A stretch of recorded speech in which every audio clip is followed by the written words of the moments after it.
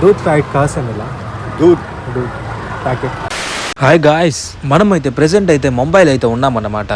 తేజ ఏమో ఇంకా గురకబెట్టి నిద్రపోతున్నట్టు, అసలు ఇంకా నిద్ర కూడా లేదు. నేనైతే 5:30కి అయితే లేసాను. అదేమిటో కానీ ఇక్కడ మార్నింగ్ 6 అవుతుంటే కూడా సన్లైట్ అయితే అస్సలు రాలేదు. బస్ స్టాప్ దగ్గర ఒక పర్సన్ అయితే ఉన్నాడు. పాల ప్యాకెట్ ఎక్కడ దొరుకుతుందో ఇతను అయితే అడిగి తెలుసుకుందాం రండి. भैया जनरल स्टोर कहाँ से? जनरल स्टोर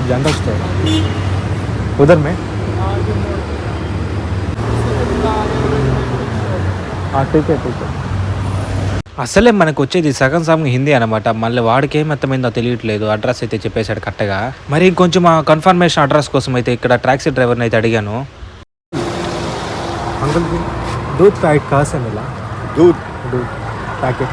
उधर से सीधा जा, थोड़ा सा राइट मारेगा, उधर वो दूध का ये है, केंद्र है. ठीक.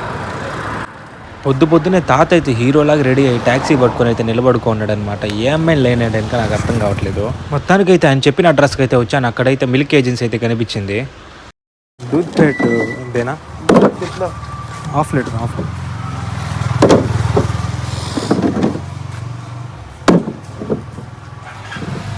हाफ लीटर एक. ఒక ప్యాకెట్ కోసం అయితే మొత్తం అయితే ఎదికేసాడు మామ. మొత్తానికి అయితే మన ప్యాకెట్ అయితే 1/2 లీటర్ అయితే దొరకలేదు, కానీ 1 లీటర్ ప్యాకెట్ అయితే దొరికింది. ఇక్కడికి వచ్చే ముందు బేసిక్స్ హిందీ అయినా నేర్చుకోండి, కొంచెం సేఫ్ అవుతుంది. 57 हाँ देगा चलेगा. हाँ चलेगा. సో ఇంతవరకు చూసారు కదా మామ, ఒక ఫాలో ఒక సబ్స్క్రైబ్ అయితే వేసేయండి.